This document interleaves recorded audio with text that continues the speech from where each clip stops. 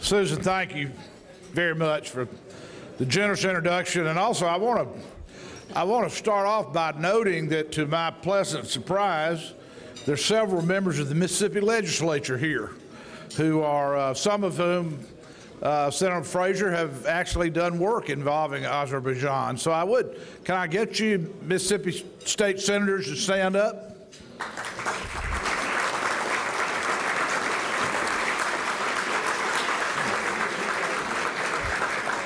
I'm sorry, Gregory, state house members too, not just state senators. Mr. Minister, Mr. Ambassador, thank you for letting me be part of this. Unlike Chairman Ross Layton or the senators or congressmen who have spoken to you here at lunch or earlier, I don't have anything to do with America's policy toward Azerbaijan. And I candidly was curious as to why they wanted me to talk. Well, then Susan has now told me to hear the accent. The difference is people who are from Azerbaijan don't know I have an accent. I'm very pleased to be with you because your country and my state do have some things in common. I will tell you to start off with, the vast majority of people in Mississippi have never heard of Azerbaijan. The minister made a very important point in his remarks at the beginning of dinner that we Americans don't know enough about your country, because the more Americans learn about your country, the more they like your country. You know, I think it is interesting that at my table I'm sitting next to a Jewish American who represents the American-Israel Public Affairs Committee. And for a Muslim state to have relations with Israel is not only unusual, but it is something that most Americans would think very highly of. They would think very highly of the Azeris, people from your country, I should say, and for good reason. You have been a great ally and partner to us in the war on terror, in Afghanistan, in a variety of ways, in ways that Congresswoman Ross Layton went through, and I don't need to repeat and don't intend to. But again, that's something most Americans are unaware of. They are unaware of many things about your country, and that's why I congratulate you for doing what you're doing today. Your ambassador was in my state 2 months ago. And I congratulate you on that, because the more Americans learn about your country, the more Americans are going to want to be your friend, ally, and partner. That partnership matters. It can matter greatly to the world. You know, we're not in the Cold War anymore, but I think most Americans, including the Republican candidate for president, would tell you that this administration's idea of a Russian reset has not been as successful as it might have been, let's say. And now, while we aren't and shouldn't be and don't want to be back in a Cold War with Russia, we do understand very plainly that many of our daily allies in Europe, particularly in the Balkans, are very much under the thumb of Russia because of energy. And very few Americans know that Azerbaijan is the biggest piece of the solution to that problem. So the more they can learn about you and your country, the resources that you have, and the capacity to take that gas and move it across Georgia and Turkey and up into Europe, whether to Italy or up into Bulgaria, and into Europe from that direction. I know there are a bunch of different plans and different routes and different ideas, but Americans need to know more about you. And to the degree that a little bit of these resources that you got, that the revenue might be spent so that Americans could have a chance to not just see a little video about your country, which was beautiful, but to learn the story of your country, which is also beautiful, and is a story that will be appreciated because it can make a difference to the United States. You know, I come from a little state, y'all come from a relatively little country, but your country can be important to the United States and indeed to the Western world, to all the world for that matter. So I am interested obviously in your state because of the geopolitical, your country because of the geopolitical effects that you could have on the energy economy and the difference that you can make. We Americans, when I grew up in the United States in the late 40s and 50s, we Americans were a relatively energy independent country. And that began to change. And then by the 70s, we became a country that was not energy secure. No longer not energy independent, not energy secure. And the lack of energy security is a terrific burden for a country, for an economy. Some of you who are here know that I'm a pretty conservative Republican and may not be surprised that my state is a litigant suing the federal government before the Supreme Court today over the health care reform law. I mention that because at the time that was all going on, people were talking about the government taking over 16% of the economy, or the government taking over 18% of the economy. And I always remind them, yeah, health care in the United States, 16, 18% of the economy, but energy is 100% of the economy. In our country, anything you do is dependent on energy, including, you can't imagine how much electricity those computers eat up. You know, just anything that you do in America has an energy component. And so we have in my state an energy policy. Our policy is more American energy. Genuinely all of the above. We want affordable, abundant American energy. Now, why? Just for the reasons I said. Our economy depends on it. The costs of so many things depend on it. Many people in my state commute, go back and forth to work 30, 40, 50 miles each way. And $4 gasoline means something to them. Susan, I saw where Secretary Chu back in 2008 in a speech said that what we need in the United States is get the price of gasoline up to where it is in Europe. Well, they may need that in Berkeley, but we don't need that in Biloxi. Let me just say, energy abundance means energy affordability.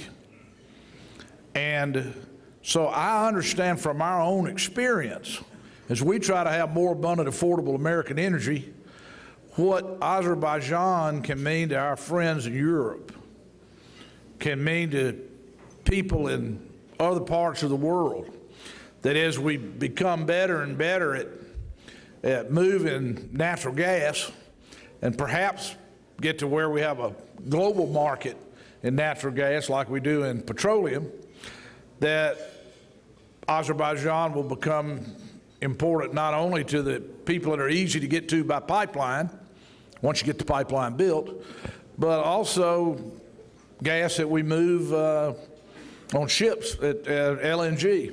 Daniel and I were just talking about about this, this very thing, that energy markets change. Not too long ago, we built an LNG terminal in Mississippi, $1.1 billion project. When they started building it, natural gas was $14 an MCF. By the time they finished building, it was $3 an MCF. Today it's $2 an MCF. And so the question for them is, should they build a liquefaction facility on the land side and start exporting like they're doing at Sabine Pass? I don't know that we will do that, but my point is markets for energy are very volatile and unpredictable. But we know this, people have to make choices in energy that are long-term. You know, you can get you a new iPhone when they change the model, but you can't get you a new electric power plant because the price of the fuel went one way or the other. But for you, the starting place is availability, then affordability and abundance. And you make the equation change.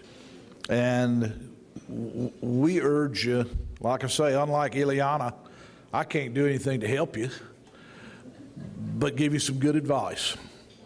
And that good advice is, you need to make it your business for Americans to know more about Azerbaijan, about your resources, your people, your attitude, your neighborliness.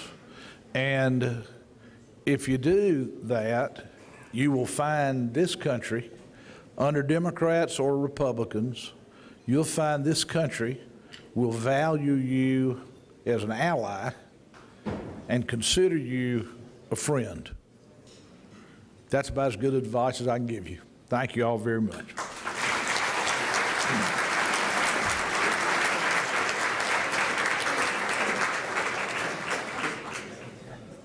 The governor would be willing to take a couple of questions if there are any. May I start, Governor, Sure. with one?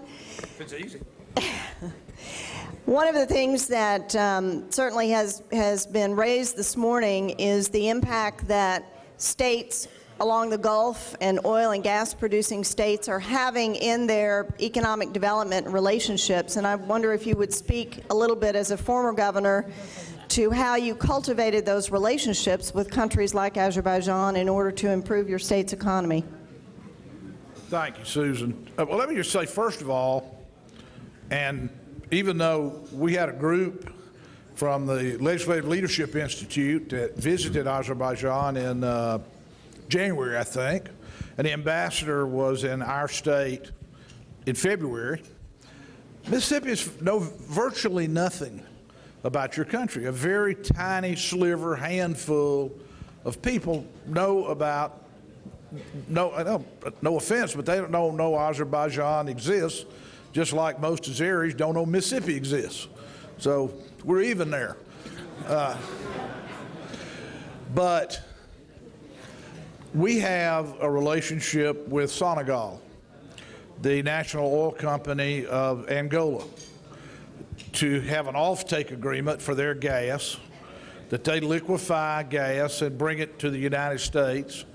And they were a 40% investor in the building of our LNG terminal on the Mississippi Gulf Coast.